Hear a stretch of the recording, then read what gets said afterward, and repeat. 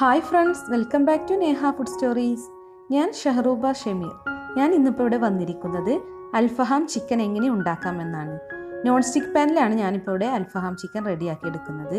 ഇതിന് ഓവനും ഗ്രില്ലും ഒന്നും വേണ്ട. ഓവനും ഗ്രില്ലും ഇല്ലാത്തവർക്കൊക്കെ അൽഫഹാം ചിക്കൻ ഉണ്ടാക്കണ്ടേ.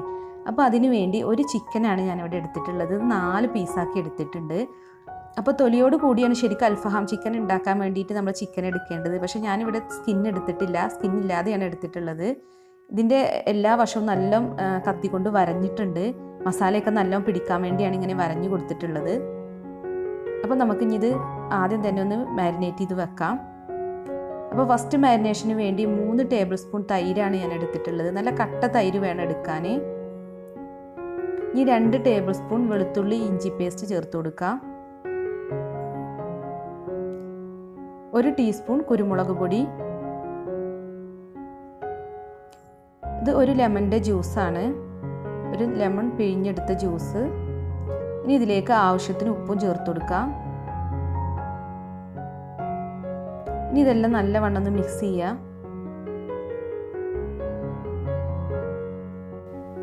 ഇനി ഈ പേസ്റ്റ് ഉപയോഗിച്ച് നമുക്ക് ചിക്കനെ നല്ലവണ്ണം ഒന്ന് മാരിനേറ്റ് ചെയ്തെടുക്കണം. എല്ലാ ചിക്കൻ പീസും ഇതിൽ നല്ലവണ്ണം കോട്ട് ചെയ്തെടുക്കുക. നല്ലവണ്ണം ഈ മിക്സ് നമുക്ക് ചിക്കൻ്റെ ഉൾഭാഗത്തിലേക്കൊക്കെ എത്തക്ക വിധത്തിൽ നല്ലോണം തേച്ച് പിടിപ്പിച്ച് കൊടുക്കണം. വളരെ ഈസിയായി നമുക്ക് ഈ അൽഫഹാം ചിക്കൻ വീട്ടിലുണ്ടാക്കാം. കടയിൽ നിന്ന് വാങ്ങുന്നതിനേക്കാൾ ടേസ്റ്റ് ആയിരിക്കും നമ്മളിത് വീട്ടിലുണ്ടാക്കി കഴിക്കുമ്പോൾ. അപ്പോൾ എല്ലാവരും ഒന്ന് ട്രൈ ചെയ്ത് നോക്കുക. വളരെ ഈസിയായി നമുക്കിത് ഉണ്ടാക്കാൻ പറ്റും. നോൺ സ്റ്റിക്ക് പാനിൽ ഉണ്ടാക്കിയാലും നമ്മൾ പുറത്തുനിന്ന് വാങ്ങി കഴിക്കുന്ന അതേ ടേസ്റ്റാണ്. അപ്പോൾ ഞാനിപ്പോൾ ഇവിടെ എല്ലാ ചിക്കനും ഇങ്ങനെ മാരിനേറ്റ് ചെയ്ത് വെച്ചിട്ടുണ്ട്. അപ്പോൾ നമുക്ക് ഇനി ഇത് മാറ്റി വെക്കണം. ഒരു 10 മിനിറ്റ് സമയത്തേക്ക് ഇത് മാറ്റി വെക്കണം. അതിന് ശേഷമാണ് നമുക്ക് സെക്കൻഡ് മാരിനേഷൻ റെഡിയാക്കി എടുക്കാൻ. ഇനി നമുക്ക് സെക്കൻഡ് മാരിനേഷനുള്ള മസാലകൾ റെഡിയാക്കി എടുക്കാം. അപ്പോൾ അതിന് വേണ്ടി 1.5 ടേബിൾ സ്പൂൺ മല്ലിയാണ് ഞാനിവിടെ എടുത്തിട്ടുള്ളത്. 6 വറ്റൽമുളക്, 1 ടീസ്പൂൺ കുരുമുളക്, 1 ടീസ്പൂൺ ചെറിയ ജീരകം, 1/2 ടീസ്പൂൺ വലിയ ജീരകം, പിന്നെ 2 ഏലക്ക, 2 ഗ്രാമ്പു, ഒരു ചെറിയ കഷ്ണം പട്ട, ഇവയും എടുത്തിട്ടുണ്ട്. അപ്പോൾ ഇത് നമുക്കിതിലേക്ക് ഇട്ട് കൊടുക്കാം. ഇനി ഇതൊന്ന് റോസ്റ്റ് ചെയ്തെടുക്കണം. ഒത്തിരി ഒന്ന് റോസ്റ്റ് ചെയ്യേണ്ട, ജസ്റ്റ് ഒന്ന് ചൂടാക്കി എടുത്താൽ മതി. ഇതൊന്ന് ജസ്റ്റ് റോസ്റ്റ് ചെയ്തെടുത്തതിന് ശേഷം നമുക്ക് തണുക്കാൻ വേണ്ടി മാറ്റി വെക്കണം. തണുത്തതിന് ശേഷം നമുക്കിത് മിക്സിയുടെ ജാറിലിട്ട് പൊടിച്ചെടുക്കുകയാണ് വേണ്ടത്. ചെറിയ ജാറിലിട്ട് പൊടിച്ചെടുത്താൽ മതി. അപ്പോൾ ഇനി ഇത് മാറ്റി വെക്കാം, തണുക്കാൻ വേണ്ടി മാറ്റി വെക്കാം. ഇപ്പോൾ ഞാൻ തണുത്തതിന് ശേഷം ഇതിവിടെ പൊടിച്ചെടുത്തിട്ടുണ്ട്. അപ്പോൾ ഇനി ഇതിലേക്ക് 1/4 ടീസ്പൂൺ മഞ്ഞൾപ്പൊടി ആഡ് ചെയ്ത് കൊടുക്കാം. അതുപോലെ ഇത് ഒരു സവാളയുടെ പകുതിയാണ്. ഇതും കൂടി നമുക്കിതിലേക്ക് ചെറിയ പീസായി കട്ട് ചെയ്തെടുത്തിടാം. ഇനിയിപ്പോൾ ഞാനിവിടെ തക്കാളിയുടെ പകുതി ഇവിടെ എടുത്തിട്ടുണ്ട്. ഇതും തന്നെ നമുക്ക് ചെറിയ പീസാക്കി ഇതിലേക്ക് ഇട്ട് കൊടുക്കാം. ഇനി ഒരു പച്ചമുളക് എടുത്തിട്ടുണ്ട്. പച്ചമുളക് 2 പീസായി ഇതിലേക്ക് ഇട്ട് കൊടുക്കാം. ഒരു 4 അല്ലി വെളുത്തുള്ളി എടുത്തിട്ടുണ്ട്. 1/2 കപ്പ് മല്ലിയില ചെറുതായി അരിഞ്ഞതാണ്, അതും കൂടി നമുക്ക് ഇതിലിട്ട് കൊടുക്കണം.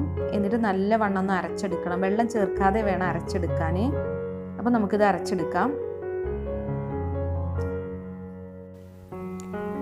ഇപ്പോൾ 10 മിനിറ്റ് കഴിഞ്ഞിട്ടുണ്ട്. നമ്മൾ അരച്ചെടുത്ത പേസ്റ്റ് ഇനി ചിക്കൻ്റെ മുകളിലേക്ക് ഇട്ട് മിക്സ് ചെയ്ത് കൊടുക്കുക.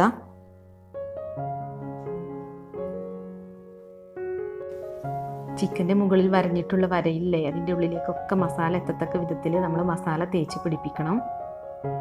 മസാലയൊക്കെ നല്ലവണ്ണം ചിക്കനിൽ പിടിക്കണം. അതിനുശേഷം നമ്മളിത് ഫ്രിഡ്ജിൽ വെക്കുകയാണ് വേണ്ടത്. ഓവർനൈറ്റ് വെക്കുകയാണെങ്കിൽ അത്രയും നല്ലതാണ്. മസാലയൊക്കെ നല്ലവണ്ണം പിടിക്കും. ഞാനിവിടെ 8 മണിക്കൂർ വെച്ചിട്ടുള്ളൂ. അപ്പോൾ ഇനി നമുക്ക് ഈ നോൺ സ്റ്റിക്ക് പാനിലേക്ക് എണ്ണ ഒഴിച്ചു കൊടുക്കാം.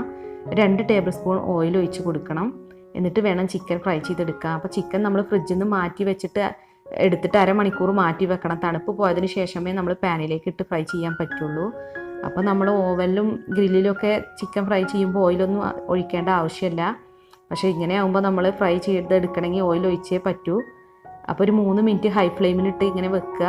അതിനുശേഷം നമ്മളിതൊന്ന് മറിച്ചിട്ട് കൊടുക്കണം. എന്നിട്ട് ഒരു 2 മിനിറ്റും കൂടി ഹൈ ഫ്ലെയിമിൽ തന്നെ കിടന്നോട്ടെ.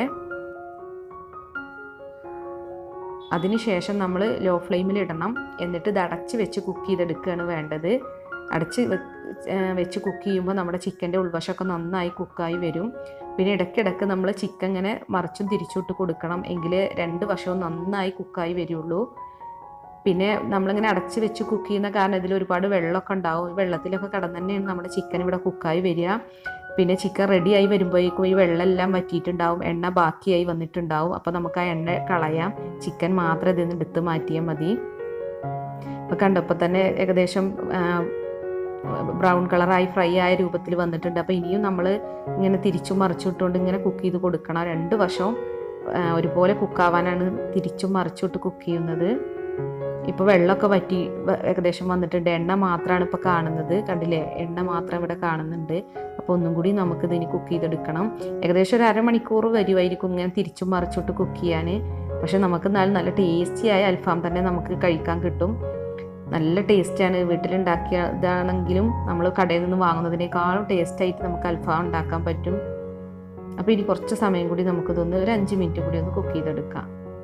അപ്പോൾ നമ്മുടെ അൽഫാം ഇവിടെ റെഡിയായി വന്നിട്ടുണ്ട്. നമ്മൾ നേരത്തെ ഒഴിച്ചു കൊടുത്ത ഓയിൽ ഇപ്പോൾ അങ്ങനെ തന്നെ പാനിൽ കിടക്കുന്നത് കാണാം. അപ്പോൾ ചിക്കൻ ഇപ്പോൾ ഇവിടെ ഫ്രൈ ആയി വന്നിട്ടുണ്ട്. അപ്പോൾ നമുക്കിനി ഇത് മാറ്റി വെക്കാം. ഇനിയിപ്പോൾ നമ്മൾ ഗ്രില്ലൊക്കെ ചെയ്ത് അൽഫാം ഉണ്ടാക്കുമ്പോൾ ഒരു സ്മോക്കി ടേസ്റ്റ് കിട്ടുമല്ലോ. അപ്പോൾ അതിന് വേണ്ടി നമുക്ക് സ്മോക്കി ടേസ്റ്റ് കിട്ടാൻ വേണ്ടി നമുക്ക് ചാർക്കോൾ കത്തിക്കാം. എന്നിട്ട് ഇത് പാനിലേക്ക് ഇട്ട് കൊടുക്കണം. എന്നാലേ നമ്മുടെ അൽഫാമിനും പുറത്തുനിന്ന് വാങ്ങുന്ന അതേ ടേസ്റ്റ് കിട്ടുള്ളൂ. ഒരു സ്മോക്കി ടേസ്റ്റ് കിട്ടാൻ വേണ്ടി ചാർക്കോൾ കത്തിച്ചിട്ട് ഒരു ബൗളിലേക്ക് ഇട്ട് കൊടുക്കാം. എന്നിട്ട് ഇതിൻ്റെ മുകളിലേക്ക് ഒരു 2 ടേബിൾ സ്പൂൺ ഓയിൽ ഒഴിച്ചു കൊടുക്കണം. അപ്പോൾ ഇത് നല്ലവണ്ണം പുക വരും. ഇനിയിപ്പോൾ ചാർക്കോൾ ഇല്ലാന്നുണ്ടെങ്കിൽ ചിരട്ട കത്തിച്ച് വെച്ചാലും മതി കേട്ടോ. ഇനി നമുക്കിത് അടച്ച് വെക്കാം. ഈ പുകയൊക്കെ നമ്മുടെ അൽഫാമിലേക്ക് നന്നായി കിട്ടണം, എന്നാലേ നല്ല സ്മോക്കി ടേസ്റ്റുള്ള അൽഫാം നമുക്ക് കിട്ടുള്ളൂ. ഇപ്പോൾ 2 മിനിറ്റ് കഴിഞ്ഞിട്ടുണ്ട്. നമ്മുടെ അൽഫാമിന് നല്ലൊരു സ്മോക്കി ടേസ്റ്റൊക്കെ വന്നിട്ടുണ്ട്. ഇപ്പോൾ നമ്മൾ പുറത്തുനിന്ന് വാങ്ങി കഴിക്കുന്ന അതേ ടേസ്റ്റിലാണ് നമ്മുടെ അൽഫാം കിട്ടിയിട്ടുള്ളത്. അപ്പോൾ എല്ലാവരും ഒന്ന് ട്രൈ ചെയ്ത് നോക്കുക, തീർച്ചയായും നിങ്ങൾക്ക് ഇഷ്ടപ്പെടും. ഇനിയും അപ്പോൾ ഇതുപോലുള്ള നല്ല നല്ല റെസിപ്പീസുമായി നമുക്ക് വീണ്ടും കാണാം. അപ്പോൾ ഇതുവരെ എൻ്റെ ചാനൽ സബ്സ്ക്രൈബ് ചെയ്യാത്തവരുണ്ടെങ്കിൽ ഒന്ന് സബ്സ്ക്രൈബ് ചെയ്യുക. അതോടൊപ്പം തന്നെ ബെൽ ബട്ടൺ ഒന്ന് എനേബിൾ ചെയ്യുക. ഞാനിടുന്ന റെസിപ്പികളുടെ നോട്ടിഫിക്കേഷൻ നിങ്ങൾക്ക് കിട്ടാൻ വേണ്ടിയാണിത്. അപ്പോൾ എല്ലാവരോടും thanks for watching my channel.